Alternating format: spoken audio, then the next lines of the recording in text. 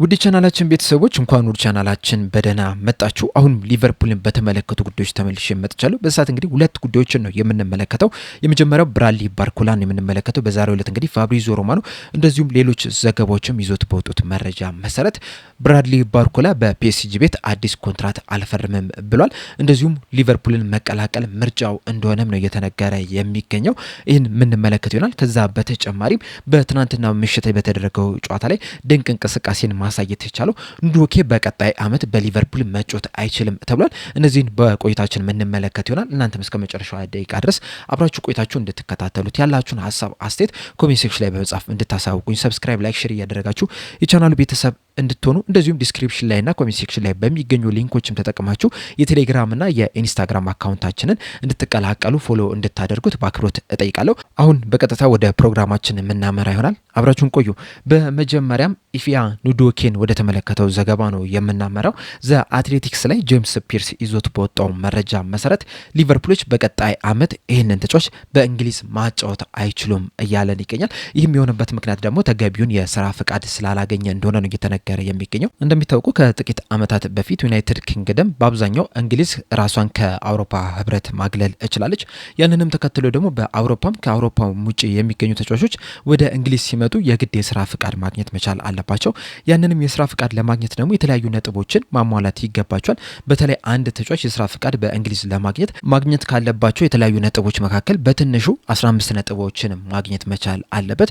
ኑዶኬ ግን ይህንን 15 ነጥብ ማግኘት ባለመቻሉ ምክንያት የእንግሊዝ የስራ ፍቃድ እንዳልተሰጠው ነው እየተነገረ የሚገኘው። እናም በቀጣይ አመት ሊቨርፑሎች ይህንን ተጫዋች በውሰት ውል የመስጠት ግዴታ ውስጥ እንደገቡ ነው እየተነገረ የሚገኘው። በተለይ በእንግሊዝ የስራ ፍቃድ እንዲሰጥ ከተፈለገ በብሔራዊ ቡድን ደረጃም የተወሰኑ ጨዋታዎችን ማድረግ መቻል አለበት። እንደዚሁም በክለብ ደረጃም ለዋናው ቡድን መጫወት መቻል አለበት። ኑዶኬ ግን እነዚህን ሁለት ነገሮችን ማሟላት አልቻለም። በዛ ምክንያትም የስራ ፍቃድ እንዳልተሰጠው ነው እየተነገረ የሚገኘው። እንደሚታወቀው ሊቨርፑሎች 2.6 ሚሊዮን ፓውንድ ከፍሎ ነበር ይህንን ተጫዋች ከኦስትሪያ ቬና ማስፈረም የሚቻሉት 18 ዓመትም እስኪሞላው ድረስ በዛው በኦስትሪያ ቬና ቆይቶ ነበረ። ልክ 18 ዓመት እንደሞላው ግን ክለቡን መቀላቀል ችሎ ነበረ። በትናንትናው ዕለትም ለሊቨርፑል የመጀመሪያውን ጨዋታውን ከሰንደርላንድ ጋር ማድረግ ችሏል። በዛ ጨዋታ ላይ እንግዲህ በተለይ የመጀመሪያዎቹን ደቂቆች አካባቢ ላይ ትንሽ ተረብሾ ነበር። ከዛ በኋላ ግን ጥሩ የሚባል እንቅስቃሴን ማሳየት ችሏል። በተለይ ጠንካራ የሚባል ነው። ገና 18 ዓመቱ ነው። ነገር ግን ትልልቅ ከሚባሉ ተጫዋቾች ጋር ራሱ መፎካከር የሚያስችል አቋም ያለው ተጫዋች ነው። ከኳስ ጋርም ምቾት የሚሰማው ተጫዋችም ጭምር ነውና ለሊቨርፑል ጥሩ አዲሽን ይሆናል ተብሎ ተጠብቆ ነበረ። ምናልባትም በቀጣይ ዓመት በአንዳንድ ጨዋታዎች ላይ በተለይ በሊግ ካፕና በኤፍኤ ካፕ ጨዋታዎች ላይ ተቀይሮ ሊገባ የሚችልበት እድል አለ ሲባል ነበረ። ነገር ግን የስራ ፍቃድ ባለማግኘቱ ምክንያት በቀጣይ ዓመት በሊቨርፑል የማንመለከት ይሆናል። በእርግጥ 100% በሊቨርፑል አይቆይም ማለት አይደለም። በጣም ጠባብ እድል አለ ይህ ተጫዋች በቀጣይ ዓመት በሊቨርፑል ሊቆይ የሚችልበት። ነገር ግን አብዛኛው ፐርሰንት ምናልባትም 99% ልንል እንችላለን ይህ ተጫዋች በቀጣይ ዓመት በሊቨርፑል የማይጫወት ይሆናል። ይህ ለሊቨርፑል ደግሞ በጣም መጥፎ ዜና ነው። በተለይ በትናንትናው ጨዋታ ላይ ገና 10ኛው ደቂቃ ላይ ጆ ጎሜዝ ተጎድቶ ከሜዳ መውጣት ችሏል። እናም ሊቨርፑሎች በተለይ የተከላካይ ስፍራው አሁንም በጣም ብዙ ክፍተቶች እንዳሉበት እየተመለከተ ነው የምንገኘው። ከዚህ ቀደም በተደጋጋሚ ስንል እንደነበረው የተከላካይ ስፍራው መጠናከር መቻል አለበት። ቢያንስ እንኳን በማል ተከላካይ ስፍራና በቀኝ ክንፍ ተከላካይ ቦታ ላይ መጫወት የሚችል ተጫዋች አንድ መምጣት አለበት ስንል ነበረ። አሁን ላይ ግን የትናንትናውን ከተመለከትን እንደዚሁም ደግሞ የዚህን ተጫዋች ዜና ከተመለከትን ግን ሊቨርፑሎች ቢያንስ አንድ የመሀል ተከላካይ ስፍራ ተጫዋች እንደዚሁም ደግሞ በመሀል ተከላካይ ስፍራና በቀኝ ክንፍ ተከላካይ ቦታ ላይ መጫወት የሚችል ሌላ አንድ ተጫዋች ማምጣት መቻል አለባቸው። እናም በአጠቃላይ የተከላካይ መስመሩን ለማጠናከር ሁለት ተጫዋቾችን የግድ ማምጣት መቻል አለባቸው። እንደዛ ካልሆነ ግን በቀጣይ አመት በደንብ ሲቸገሩ ልንመለከት እንችላለን። ምክንያቱም ከዚህ ቀደምም ስንል እንደነበረው ቨርጂል ቫን ዳይክ 35 ዓመቱ ላይ ነው የሚገኘው። እንደዚሁም በተጠናቀቀ የውድድር ዘመንም እያንዳንዱ ጨዋታ ላይ መጫወት ይችላል። በአውሮፓም ከሚገኙ ተጫዋቾች መካከልም በጣም ብዙ ደቂቃዎችን መጫወት የቻለ ተጫዋች ነው። እንደዚሁም በዓለም ዋንጫ ላይም ለኔዘርላንድ ብሔራዊ ቡድን እያንዳንዱ ደቂቃ ላይ መጫወት ይችላልና ብዙ ደቂቆች መጫወቱን ተከትሎ ምናልባትም በቀጣይ አመት የተለያዩ ጉዳቶችን ሊያስተናግድ የሚችልበት እድል አለ። ጀረሚ ዣኪም ገና 100% ወደ ለጨዋታ ዝግጁ አይደለም። በትናንትናው ዕለትም ለጥንቃቄ ሲባል መጫወት አልቻለም። በቀጣይ ጨዋታዎች ላይ ይሰለፋል ተብሎ ይጠበቃል። ነገር ግን ከረዥም ጉዳት እንደመመለሱ መጠን በቀጣይ አመት 100% ብቃቱን ላንመለከት እንችላለን። ጆቫኒ ሊዮኒ ደግሞ እስካሁን ድረስ ገና ከጉዳቱ አላገገምም። እንደሚታወቀው ደግሞ ጆ ጎሜዝ በትናንትናው ዕለት ጉዳት አስተናግዷልና በጣም ብዙ ክፍተቶች አሉበት። ጥልቀቱ በጣም አነስተኛ የሚባል ነውና ሊቨርፑሎች እዛ ቦታ ላይ የግድ ተጫዋቾችን ማስፈረም ይኖርባቸዋል። በመቀጠልም ፋብሪዚዮ ሮማኖ ይዞት የወጣውን መረጃ ነው የምንመለከተው። እንደ ፋብሪዚዮ ሮማኖ ዘገባ ከሆነ ብራድሊ ባርኮላ በፒኤስጂ ቤት አዲስ ኮንትራት አልፈረምም ብሏል እያለን ይገኛል። በእርግጥ ፋብሪዚዮ ሮማኖ ብቻ አይደለም፣ ለኢኪፕም ይዞት በወጣው መረጃ መሰረት ብራድሊ ባርኮላ የፒኤስጂን የኮንትራት ማራዘሚያ ጥያቄ ውድቅ አድርጎታል። በተለይ ደግሞ ፒኤስጂዎች ለዚህ ተጫዋች ከፍተኛ የሚባል ደሞዝ ጭማሪን አድርገውለት ነበረ ኮንትራቱን ያቀረቡለት። ነገር ግን ከፍተኛ ደሞዝ ቢቀርብለትም ይህንን የኮንትራት ማራዘሚያ ውድቅ አድርጎታል። እንደሚታወቀው ብራድሊ ባርኮላ እስከ 2028 ድረስ የሚያቆይ ኮንትራት ነው ያለው በፒኤስጂ ቤትና አዲስ ኮንትራት ላለመፈረም ጥያቄያቸውን ውድቅ አድርጎባቸዋል። ሊቨርፑሎችም እንግዲህ የዚህ ተጫዋች አድናቂ እንደሆኑ ሁላችንም እናውቃለን። ይህንን ተጫዋች ለማስፈረምም ከፍተኛ ፍላጎት አላቸው። ተጫዋቹም ወደ ሊቨርፑል ለማቅናት ክፍት እንደሆነ ነው እየተነገረ የሚገኘው። በተለይ ፋብሪዚዮ ሮማኖ ይዞት በወጣው መረጃ መሰረት ከሆነ ብራድሊ ባርኮላ ሊቨርፑል ለሱ ትክክለኛው ክለብ እንደሆነ ያምናል የሚል መረጃን ይዞልን ወጥቷል እና ከቀን ወደ ቀን የብራድሊ ባርኮላ ወደ ሊቨርፑል የማቅናት እድሉ እየጨመረ እየመጣ ነው የሚገኘው። በእርግጥ ከሊቨርፑል በተጨማሪም ሌሎች ክለቦችም ይህንን ተጫዋች ለማስፈረም ፍላጎት አሳይተው ነበር። በተለይ ደግሞ አርሰናሎች የግራ ክንፍ አጥቂ ስፍራ ቦታውን ለማጠናከር ብራድሊ ባርኮላንና ሞርጋን ሮጀርስን ቀዳሚ ምርጫቸው አድርገው ነበር። እንደሚታወቀው ከጥቂት ቀናቶች በፊት ደግሞ ሞርጋን ሮጀርስ ወደ ቼልሲ ተቀላቅሏል። ሞርጋን ሮጀርስ ወደ ቼልሲ መቀላቀሉን ተከትሎ ደግሞ አርሰናሎች ፊታቸውን ወደ ብራድሊ ባርኮላ እንዳዞሩ ከዚህ ቀደም በወጡ መረጃዎች ስንሰማ ነበረ። ነገር ግን ደግሞ አርሰናሎች ለብራድሊ ባርኮላም ከፍተኛ ገንዘብ መክፈል እንደማይፈልጉ ነው እየተነገረ የሚገኘው። ተጫዋቹም በዚህ ሰዓት ላይ ወደ ሊቨርፑል ለማቅናት ፍላጎት እንዳለው ተዘግቧልና ወደ ሊቨርፑል የመቀላቀል እድሉ ከፍተኛ እንደሆነ ነው እየተነገረ የሚገኘው። ከአርሰናል በተጨማሪም ግን ቼልሲዎችና ባየር ሙኒኮች እዚህ ተጫዋች ላይ ፍላጎት አሳይተው ነበረ። ነገር ግን ቀደም እንዳልኳችሁ ተጫዋቹ ወደ ሊቨርፑል የማቅናት ፍላጎት እንዳለው በተለያዩ ዘገቦች እየተነገረ ነው የሚገኘው። ቤን ጃኮብስም ይዞት በወጣው ዘገባ መሰረት ፒኤስጂዎችም ብራድሊ ባርኮላ ለመሸጥ ዝግጁ ናቸው እያለን ይገኛል። ነገር ግን ደግሞ ከዚህ ተጫዋች ከፍተኛ ገንዘብ እንደሚፈልጉ ነው እየተነገረ የሚገኘው። በተለይ ፋብሪዚዮ ሮማኖ እንደተናገረው ከሆነ ፒኤስጂዎች ለዚህ ተጫዋች ከፍተኛ ገንዘብ ይፈልጋሉ። ነገር ግን ብዙ ሰዎች እንደሚሉት ለዚህ ተጫዋች 170 ሚሊዮን ዩሮ ይፈልጋሉ ብዬ አላስብም። ምናልባትም ከዛ ያነሰ ገንዘብ ሊጠይቁ የሚችሉበት እድል አለ ብዬ አስባለሁ የሚል አስተያየትን ሰጥቷል። ከዚህ ቀደም በወጡት ዘገቦች መሰረት ፒኤስጂዎች ለዚህ ተጫዋች ከ100 እስከ 120 ሚሊዮን ፓውንድ ማለትም እስከ 150 ሚሊዮን ዩሮ ይፈልጋሉ ሲባል ነበር። አሁን ላይ ደግሞ እስከ 170 ሚሊዮን ዩሮ ይፈልጋሉ እየተባለ ነው የሚገኘው።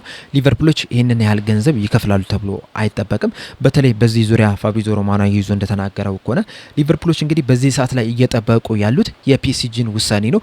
ፒኤስጂዎች ለዚህ ተጫዋች ምን ያህል ገንዘብ ይፈልጋሉ የሚለውን ካወቁ በኋላ የመጀመሪያ ጥያቄያቸውን ያቀርባሉ ተብሎ ይጠበቃል። ነገር ግን 170 ሚሊዮን ዩሮ ለመክፈል ፍቃደኛ ይሆናሉ ተብሎ አይጠበቅም እያለን ይገኛል። እንዳጠቃላይ እንግዲህ እነዚህን መረጃዎች ስንመለከት 4 ነጥቦችን ማንሳት ይኖርብናል ወይም በ4 ነጥቦች ጠቅለል ለማድረግ እንችላለን። የመጀመሪያው ነጥብ ፒኤስጂዎች የዚህ ተጫዋች ኮንትራትን ማራዘም ፈልገው ነበረ። ከ2028 በኋላም በፒኤስጂ ቤት እንዲቆይ ፈልገው ነበረ። ነገር ግን ይህንን ጥያቄያቸውን ብራድሊ ባርኮላ ውድቅ አድርጎታል። ሌላኛው ነጥብ ደግሞ ብራድሊ ባርኮላም በፒኤስጂ ቤት መቆየት አይፈልግም።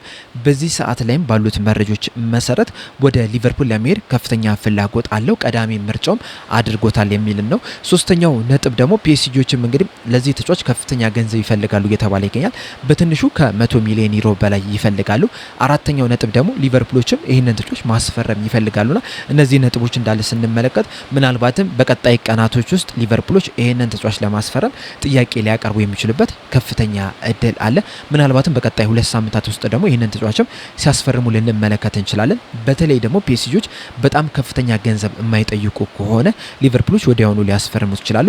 በእርግጥ ልክ እንደ 2025 የክረምቱ የዝውውር መስኮት እንደ አሌክሳንደር ኢሳቅ ይጓተታል ተብሎ አይጠበቅም። ምክንያቱም ደግሞ ፒኤስጂዎችም የሚሆነው ሉዊስ ኤንሪኬም ቢሆን በቡድን ውስጥ መጫወት የማይፈልግን ተጫዋች በግድ ያቆዩታል ተብሎ አይጠበቅም። ወዲያውኑ ከክለቡ ጋር ተስማምተው ተጫዋቹን ለመልቀቅ ፍቃደኛ ይሆናል ተብሎ ይጠበቃልና ምናልባትም በቀጣይ ሳምንት ወይም 2 ሳምንት ውስጥ ይህ ተጫዋች ወደ ሊቨርፑል ሲያቀና ልንመለከት የምንችልበት እድል አለ። በእርግጥ አንዳንድ የሊቨርፑል ደጋፊዎች ብራድሊ ባርኮላ ወደ ሊቨርፑል ባይመጣ ደስተኛ ይሆናሉ።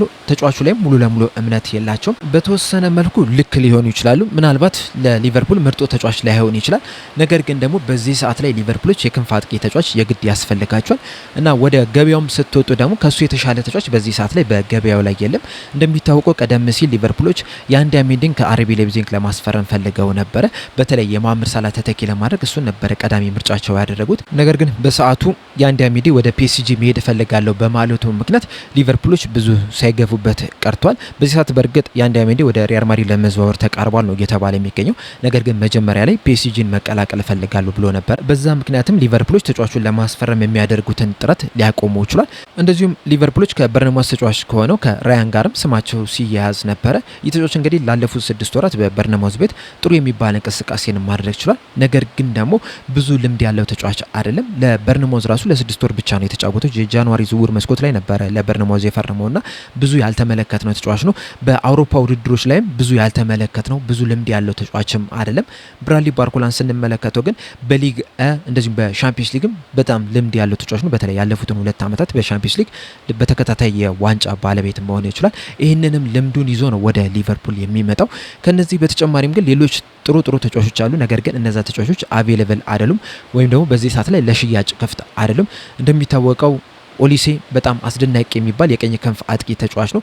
ምናልባትም ወደ ሊቨርፑል ቢመጣ ኖሮ መሐመድ ሳላህን በጥሩ ሁኔታ መተካት ይችል ነበረ። ነገር ግን ደግሞ ባየር ሙኒኮች ይህንን ተጫዋች የመሸጥ ምንም አይነት ፍላጎት የላቸውም።